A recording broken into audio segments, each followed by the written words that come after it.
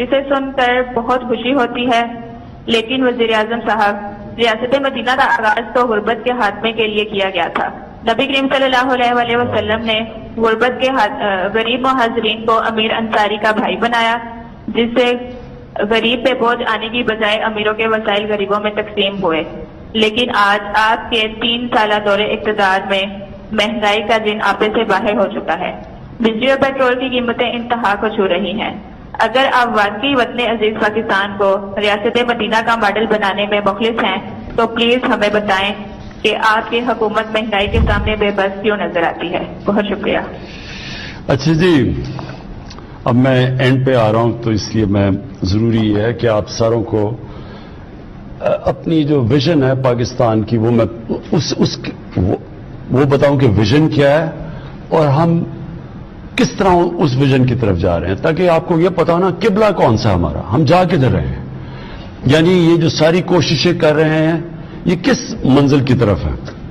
دیکھیں، جب آپ نماز پڑھتے ہیں نا 5 وقت پہ، جب آپ اللہ سے صرف ایک ہی چیز نماز پڑھ کے مانگتے ہیں کہ اللہ ہمیں ان کے راستے پہ لگا جن کو تو نے نعمتیں بخشی ہیں، صرف ایک چیز مانگتے ہیں، یہ یاد رکھیں کہ وہ راستہ ہے، ہم منزل نہیں مانگ رہے، ہم اس راستے پہ چلتے ہیں، کیونکہ وہ راستہ، وہ منزل تو وہ اس پہ جو پہنچے ہیں وہ نبی صلی اللہ علیہ وسلم پہنچے ہیں، وہ تو ہم پہنچ نہیں سکتے، لیکن ہم اگر ان کے راستے پہ بھی چلے گئے تو یہ ملک بالکل ایک عظیم ملک بن جائے گا۔ یہ بنا تھا اسلامی فلاحی ریاست، یہ اس کا مقصد تھا پاکستان کا بننے کا۔ اب میں آپ کو بتاؤں کہ وہ راستے کے اندر کون سے اصول ہیں جن کے اوپر وہ مدینہ کی ریاست کھڑی ہوئی تھی، اور ان اصولوں کو ہم کتنا اپنا چکے ہیں۔ سب سے بڑا اصول یہ تھا کہ فلاحی ریاست بنی تھی غربت کم کرنے کے لیے، نچلے طبقے کو اوپر اٹھانے کے لیے بنی تھی، پہلی دفعہ دنیا کی تاریخ میں پہلے یہ بتاؤں گا، تو پہلا یہ آبجیکٹو تھا۔ دوسرا، قانون کی بالادستی، 2 خلیفہ وقت، پہلے 4 میں سے 2 خلیفہ وقت عدالت میں گئے، جبکہ ان کا کیا کردار تھا، ان کا کیا سٹیٹس تھا، خلیفہ تھے، اس کے باوجود وہ عدالت میں جا کے کھڑے ہوئے صرف ایک چیز بتانے کے لیے کہ قانون کی حکمرانی ہے، طاقت کی حکمرانی نہیں ہے۔ تو دوسری چیز یہ کہ کتنی ہماری جدوجہد ادھر کدھر ہے، اس راستے پہ ہم نکلے ہیں یا نہیں نکلے۔ اور تیسری کہ جب لا الہ الا اللہ ایک انسان پڑھ لیتا ہے تو پھر کسی اور انسان یا کسی کے سامنے جھکنا شرک ہوتا ہے۔ لا الہ الا اللہ ایک انسان کو آزاد کر دیتا ہے، یہ بے شرمی سے، بے غیرتی سے، ہاتھ پھیلانے سے۔ ایک لا الہ الا اللہ ایک چھوٹے سے انسان کو بڑا انسان بنا دیتا ہے، ایک خوددار قوم۔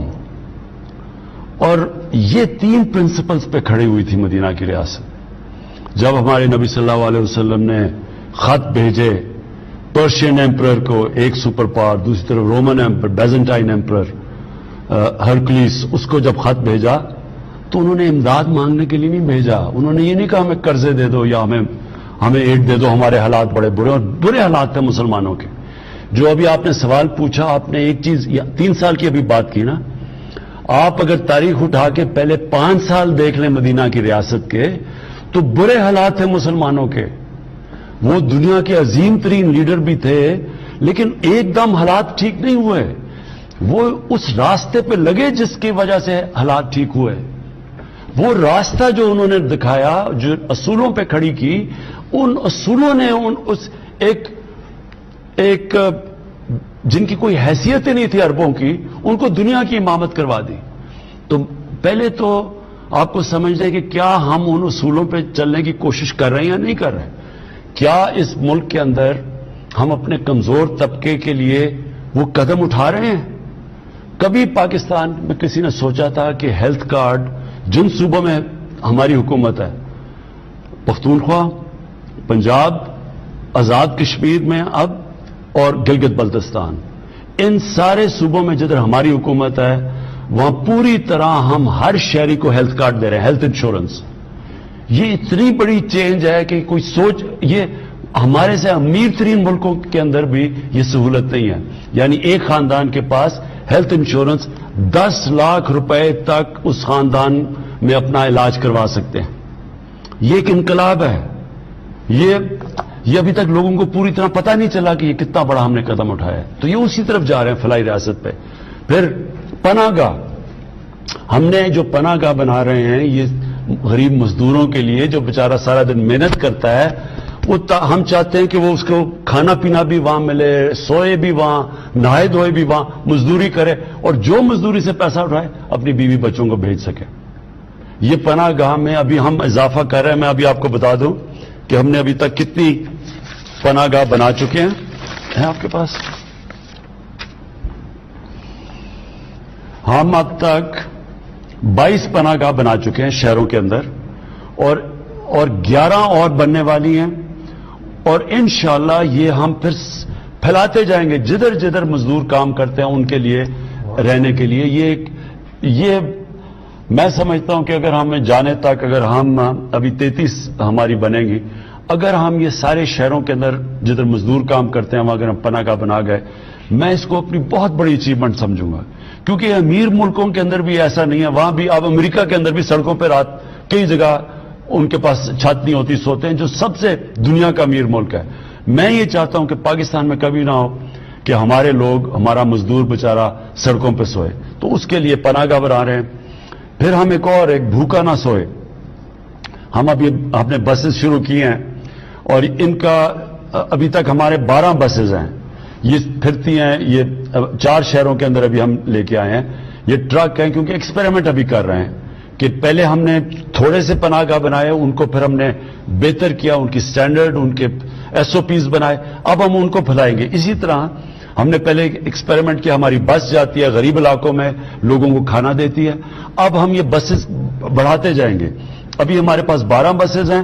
ہمارا ہے کہ اگلے 6 مہینے میں 50 ٹرک ہمارے جائیں غریب علاقوں کے اندر اور انشاءاللہ اس کو مزید بڑھاتے جائیں گے.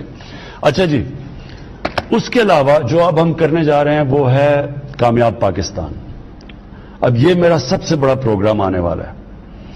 کامیاب پاکستان کے اندر کیا ہوگا کہ جتنے 40% جو ہمارے خاندان ہیں جو نچلے طبقے میں ہیں، ان کے لیے ایک گھر کے اندر ایک کو ٹیکنیکل ایجوکیشن ملے گا، سارے گھر کو ہیلتھ کارڈ ملے گا تاکہ وہ اپنا ان کا علاج ہو جائے. ایک ہم ان کو مائکرو فائنانس سے اپنا گھر بنا کے ان کو قرضہ لے کے دے رہے ہیں. یہ مائکرو فائنانس کمپنیز ہیں، وہ کیا کریں گی کہ اگر میں اپنا گھر بنانا چاہوں تو ان کو پہلی دفعہ پاکستان کی تاریخ میں فائنانس ملے گا. مائکرو فائنانس سے قرضے دلوائیں گے تاکہ وہ جو قسطیں دیتے ہیں اپنے کسی کرائے کے گھر میں رہنے کے لیے، وہی قسطیں دے کے ان کو اپنا گھر ہو جائے. یہ پاکستان کے اندر پہلی دفعہ چیز ہوگی اور ساتھ پھر ہیلتھ کارڈ ملے گا. یعنی 4 چیزیں دے رہے ہیں، قرضہ، اور قرضے ملیں گے سود کے بغیر. تو شہروں کے اندر قرضے دیں گے تاکہ اپنی کوئی چھوٹی سی بزنس کر لے، دیہات کے اندر قرضے دیں گے تاکہ کسان اپنی مدد کر سکے سود کے بغیر. یہ ہمارا انشاءاللہ اسی مہینے لانچ ہونے لگا ہے ہمارا کامیاب پاکستان، اور انشاءاللہ یہ ایک بہت بڑا ہے. پھر قانون کی بالادستی. تو پہلے تو فلاحی ریاست کی طرف ہم انشاءاللہ ہمارا پورا زور ہے کہ ہم، اور پھر میں نے آپ کو پہلے بتا دیا کہ احساس کا پروگرام ہمارا شروع ہو رہا ہے دسمبر میں. 40% غریب خاندانوں کو جو چیزیں کھانے پینے کی چیزیں ان کے اوپر ڈائریکٹ سبسڈی دیں گے. ہمارے پاس پورا ڈیٹا ہو گیا. دوسری چیز قانون کی بالادستی. یہ ہماری سب سے بڑی اس وقت جہاد چل رہی ہے. جہاد یہ ہے کہ پاکستان میں طاقتور ایک قانون اور غریب کے لیے دوسرا قانون. یہ جو قانون طاقت کی بالادستی ہے، اس کو قانون کی بالادستی میں لے کے آنا چاہتے ہیں. یہ سب سے مشکل کام ہے. اس میں مجھے آپ سب کی ضرورت ہے کیونکہ یہ وہی قبضے گروپ ہیں جو کہ طاقتور ہیں، غریبوں کی زمینوں پہ قبضہ کرتے ہیں. یہ وہ سیاستدان ہیں چوری کر کے پیسہ باہر لے گئے ہیں اور ان کو ہاتھ ڈالو تو کہتے ہیں کہ جی آپ کی گورنمنٹ کرا دیں گے. ان کے اوپر ہم نے پورا ہاتھ ڈالنا ہے اور ایک لوگوں کو آزاد کرنا ہے. لوگوں کو قانون دے کے، انصاف دے کے آزاد کرنا. یہ دوسرا ہے. اور تیسرا خودداری. ہم یہ وہ ملک بنانا چاہتے ہیں جو انشاءاللہ ایک اپنے پیر پہ کھڑا ہو. کبھی کسی سے ہمیں بھیک نہ مانگنی پڑے، قرضے نہ مانگنے پڑے، کسی کے سامنے ہم ایڈ دے کے ان کی جنگوں میں نہ شامل ہوں کیونکہ وہ ہمیں پیسے دے رہے ہیں تو ہم ان کی جنگ میں شامل ہو جائیں. ایک خوددار، ایک آزاد ملک. اور یہ بھی ایک جب قوم ایک فیصلہ کر لیتی ہے کہ ہم نے دنیا میں اپنی ہر پاسپورٹ کی عزت کروانی ہے، تو عزت تب ہوتی ہے جب ایک قوم اپنی خود عزت کرتی ہے. جب ایک قوم خود عزت کرتی ہے وہ خوددار قوم بن جاتی ہے، اس کی دنیا ریسپیکٹ کرتی ہے. تو یہ میرے 3 ایم ہیں، اور انشاءاللہ میری کوشش یہ ہے کہ 5 سال کے بعد اب یہ جو ہمارا ٹرم ختم ہوگی، لوگ دیکھیں گے 5 سال پہلے کیا تھا پاکستان کے حالات اور 5 سال کے بعد کیا ہے. جی وقت کیونکہ کم ہے، ہم اب آج کے پروگرام کے آخری کالر سے بات کریں گے. جن کی کال نہیں لگ سکی آپ اگلی بار ضرور کوشش کیجیے گا. ہمیں یہ احساس ہے کہ بہت سے لوگ کوشش کرتے ہیں، ان کا ٹیلی فون جو ہے تھرو نہیں ہوتا. ہم اس پروگرام کی فریکوینسی انشاءاللہ بڑھائیں گے تاکہ زیادہ سے زیادہ کالرز جو ہیں وہ وزیر اعظم پاکستان عمران خان صاحب سے بات کر سکیں. آخری کالر آج کے ہمارے ساتھ کون ہے؟ جی السلام علیکم. وعلیکم السلام. وزیر اعظم پاکستان جی جی جی جی جی عمران خان صاحب السلام علیکم. جی وعلیکم السلام. ذوالقرنین حیدر عرض کر رہا ہوں ضلع رحیمیہ خان سے. کرپشن کے خلاف آپ نے جو بڑے بڑے برج گرائے وہ آپ کی پاکستان سے محبت اور مستقل مزاجی کی عکاسی کرتی ہے جو قابل تعریف ہے. آج آپ سے براہ راست بات کا موقع ملا جس کے لیے میں بہت زیادہ مشکور ہوں. مجھے اور مجھ جیسے ہزاروں لوگوں کو فوری انصاف کی آپ سے بہت زیادہ امید ہے. میں آپ کو جنوبی پنجاب کی Khwaja Farid university of engineering and information technology پر نظر ثانی کی درخواست کرتا ہوں کہ مکمل تحقیقات کروائی جائیں. گزشتہ چند سالوں سے پروفیسر ڈاکٹر سلیمان صاحب نے بطور وی سی یونیورسٹی کا چارج سنبھالا اور ملازمین پر ظلم و ستم کے پہاڑ گرائے. چند ہی مہینوں میں عرصہ 6 سال سے کام کرنے والوں کو وجہ بتائے بغیر 200 سے زائد ملازمین برطرف کر دیے گئے اور ان کا داخلہ یونیورسٹی میں ممنوع کر دیا گیا.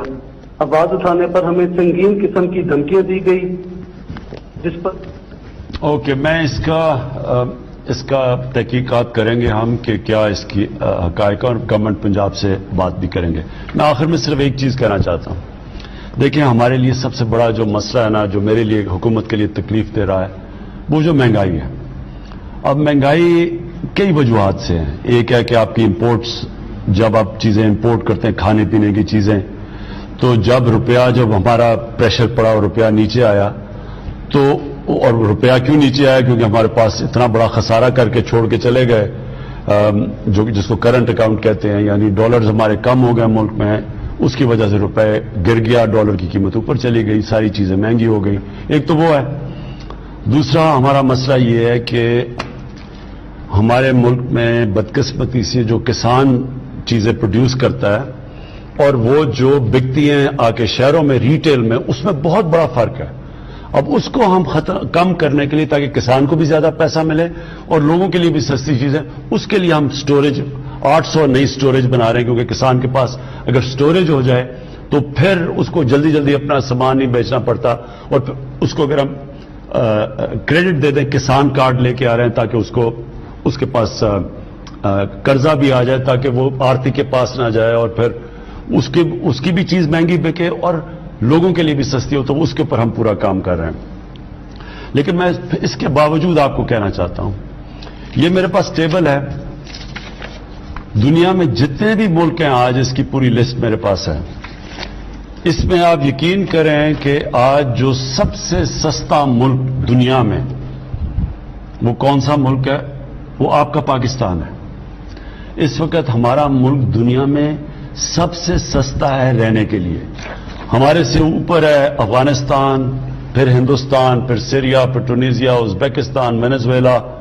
یعنی ہم ان سارے ملکوں میں سے، یہ پوری میری لسٹ ہے، ان میں سے آج بھی پاکستان سب سے سستا ہے. پٹرول بدقسمتی سے لوگ ہمیں قیمت بڑھانی پڑتی ہے. قیمت کیوں بڑھانی پڑتی ہے؟ کیونکہ باہر تیل بڑی تیزی سے مہنگا ہو گیا، پتہ نہیں کتنا 6 مہینے میں کدھر سے کدھر پہنچ گئے تیل. 47% بڑھا ہے تیل دنیا میں. تو ہم کیونکہ امپورٹ کرتے ہیں تو ہمیں بھی بڑھانا پڑتا ہے. تو دنیا میں 47% بڑھا ہے، پاکستان میں 11% بڑھا ہے صرف. آج سارے ملکوں میں سے جدھر جو تیل امپورٹ کرتے ہیں سب سے سستا پیٹرول اور ڈیزل پاکستان میں ہے. صرف جو 27 ملک جنہوں میں ہمارے سے زیادہ سستا ہے وہ خود ان کے ملک میں تیل ہے, ان کو امپورٹ نہیں کرنا پڑتا. تو جو امپورٹ کرتے ہیں ملک جس طرح پاکستان ہے, ہم دنیا میں آج سب سے سستا پیٹرول اور ڈیزل ہمارے ملک میں. کہنے کی یہ کوشش کر رہا ہوں کہ ہم جدوجہد کر رہے ہیں قیمتیں نیچے لانے کے لیے. یعنی ہمارا سارا وقت ہر ہفتے میٹنگ ہوتی ہے کہ کیسے ہم نے روکنا ہے, لوگوں کے لیے آسانیاں پیدا کرنی ہے. اور آخری بات یہ کہنا چاہتا ہوں کہ جو تنخواہ دار طبقہ ہے اس کو تو واقعی ہٹ ہوئی ہے کہ اگر آپ کی تنخواہیں ہیں تو جب چیزیں اوپر گئی ہیں تنخواہ دار طبقے کے لیے مشکل وقت ہے, اور ان کے لیے ہم نے بھی سیلری ان کی انکریز کی ہے, بڑھائی ہے اس باری. لیکن جو باقی کسان ہیں دیہات میں, ادھر تو 1100 ارب روپیہ پہلی دفعہ مزید اضافی کسانوں کے پاس کیا ہے. کبھی پاکستان کی تاریخ میں اتنا زیادہ پیسہ کسانوں کے پاس نہیں گیا, کیونکہ کبھی گندم کی یہ ریٹ نہیں ملی, کبھی گنے کا یہ ریٹ نہیں ملا, کبھی مکئی کا یہ ریٹ نہیں ملا. تو یہ جو ریٹ جو اضافی پیسہ گیا ہے, ایک تو وہاں ان کے انکم بڑھی ہے. دوسرا, اس وقت انڈسٹری کے اندر جس طرح کا اس وقت پیسہ ٹیکسٹائل انڈسٹری میں بن رہا ہے یا انڈسٹریز بنا رہی ہیں, مجھے لوگوں نے کہا کہ انہوں نے کبھی اتنا زیادہ پیسہ نہیں بنایا. اور کنسٹرکشن کے اندر جس طرح کی اس وقت آج پیسہ بن رہا ہے کنسٹرکشن کے اندر, جو آج زمین کی قیمتیں چلی گئی ہیں پلاٹس کی اور گھروں کی, یہ بھی کبھی کسی کے پاس اتنا پیسہ نہیں آیا. تو میں صرف ریکویسٹ کروں گا کہ جو انڈسٹری والے ہیں, آپ اپنے جو مزدور ہیں ان کی آپ زیادہ تنخواہیں بڑھائیں, کیونکہ جب آپ کو اتنا فائدہ ہوا ہے تو ان کو بھی فائدہ کروائیں جو مزدوروں کو ہے. لیکن جو سیلریڈ لوگ ہیں, مجھے پتہ ہے آپ کی مشکلات ہیں, انشاءاللہ جس طرح ہمارا اب ٹیکس بڑھتا جا رہا ہے, ہماری آمدنی بڑھتی جا رہی ہے. آپ کو پتہ ہے ہم نے اس باری سب سے زیادہ پاکستان کی تاریخ میں ابھی ٹیکس اکٹھا کیا ہے, اور انشاءاللہ جو ہم FBR میں اب اور اصلاحات کر رہے ہیں, آٹومیشن لے کے آ رہے ہیں, تو ہماری آمدنی اور بڑھتی جائے گی. جیسے جیسی آمدنی بڑھے گی انشاءاللہ ہم اپنی سیلریڈ کلاس کی بھی مدد کریں گے, اور ہم یہی پیسہ لگائیں گے اپنے انفراسٹرکچر کے لیے, اپنے کسانوں کے لیے, تاکہ ان کی پیداوار بڑھے. جب ہماری پیداوار بڑھے گی تو اس سے پھر ہماری جو کھانے پینے کی چیزیں بھی مہنگی نہیں ہوں گی. بہت بہت شکریہ. آپ یہ نمبر نوٹ کر لیں سٹیزن پورٹل کا 051900111 آپ اپنی شکایات اس پہ بھی درج کر سکتے ہیں. پھر کبھی آپ سے ملاقات ہوگی. بہت بہت شکریہ.